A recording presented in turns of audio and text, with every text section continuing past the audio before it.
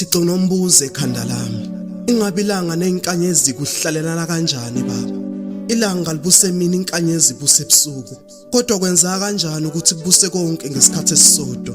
Baba uyangidida lo ngimbona phambi kwebuso bami. Akafanele ukuthi ngabe unyathela kulomhlaba. Kufanele ukuthi ngabe uxoxa nezingelozi emazulwini. Ubuhle bakhe bunokungigulisa buyangigqulisa. Abanye bafazi bayazala ekubeni bazala umuntu baphetha ngokuzala imbali. Ngoba uphethe buhle bendalo, akubona bekwakhiwa, unyathela ngabantwana. Bagcinile izolo kusihlwa ngenkathi ilanga selifihla imisebe yalo emafini. Kuko kwakhala imvelo. Yathona thina besingakadinwa ukubona buhle bakho. Ithi imvelo igculiswa kubona umbala wesikhumba sakho lesimantula avuthiwe.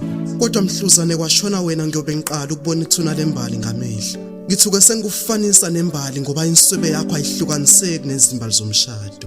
Isince sakho siyakhuphukela ngathi indawo yasentunzuma. Kona ufuze bani ngalamashiya amahle ngathi azoshumayela. Phela wena uyimpande yobuhle lapha izinto ezinhle zivela khona. Ebusweni bakho uma umamatheka ngibona izulu ikhaya lami. Mina noma sengafa ngesihogweni sengile ngalibona izulu lakuma umamatheka. Ilanga lifunge kwegqina lasilona lishona kwegqina. Lithi liyesaba ukuphikisana nobuhle bakho. Uyinkanyezi ebumnyameni baqinile kanjalo nobuhle bakho obugqamile. Ungumbala omnyama kuthingo lwenkosazane kawuhlanganiswa nabanye. Usamba samakhosikazi wedwa. Ukhathizela njengamagolide ahlatshwa emisebe yelanga. Uhlobo legolide emhlabeni ukhompyutha nezimayini. Buhle bakho abunamkhawulo ngathi manzi asolwandle. Kuthiwe emhlabeni babusisiwe laba uyokhangwa iphimbo lakho ngoba bakude eduze nombuso wezulu.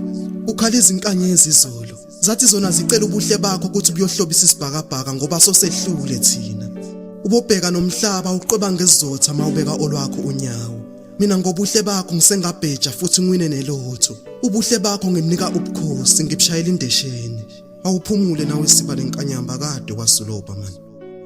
By Iscuda poet.